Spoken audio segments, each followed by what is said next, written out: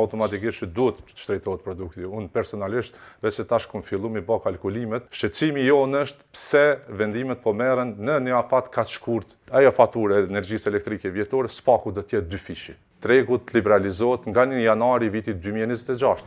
Çka do me thonë, pagesa e rrymës 2 fish për juve, fabrikën e juj, a nuk kupton që qipsi bëhet 2 fish ma shtrejt? Ajo, Jo, përkthema në konsumator. Po, nuk kupton që patjetër 2 fish do të bëhet produkti a çmimi, shtrejtohet produkti? Automatikisht që duhet shtrejtohet produkti. Unë personalisht, veç se tash kom fillu mi bë kalkulimet, ti marr çmimet e bazës OPEC, sepse na jemi vesh në tregun e eksportit dhe kontratat janë mbyll për këtë vit.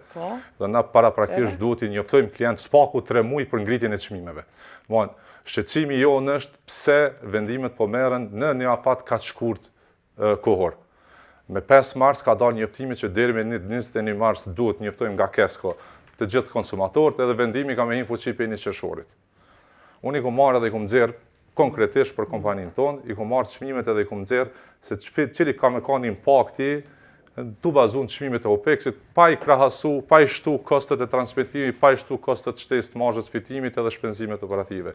Një shpenzim i vitit kaluar që neve na ka ndodhur rreth 100.000 euro, me shpenzimet aktuale në treg të vitit kaluar, neve ajo faturë e energjisë elektrike vjetore spaku do të jetë 2 fishi. Spaku vetëm me çmimet e bursës në treg, pa i krahasu kostet tjera shtesë. Që nuk kupton detyrimisht na duhet të mendojmë për ngritje të çmimeve. Në tregun ku jemi. Për sa përqind menon, masi je ekspert financiar, për sa përqind dush me ngrit çmimin e produktit tënd nëse dyfishohet rryma? Po, shqetësimi nuk është vetëm te kjo, sepse na kemi njoftime edhe për rritje të landëve të para tjera.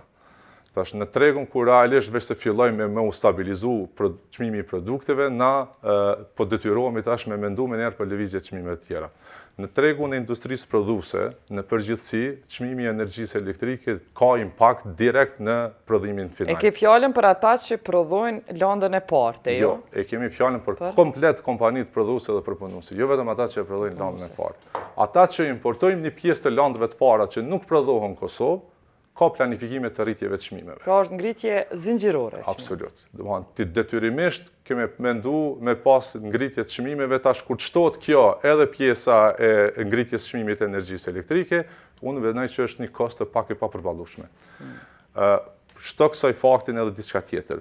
Na po kërkojmë kur gjë tjetër, na jemi për me dalë se s'kemi ka shkojmë tjetër kun, kena me dalë herë do kur në tregun e lirë.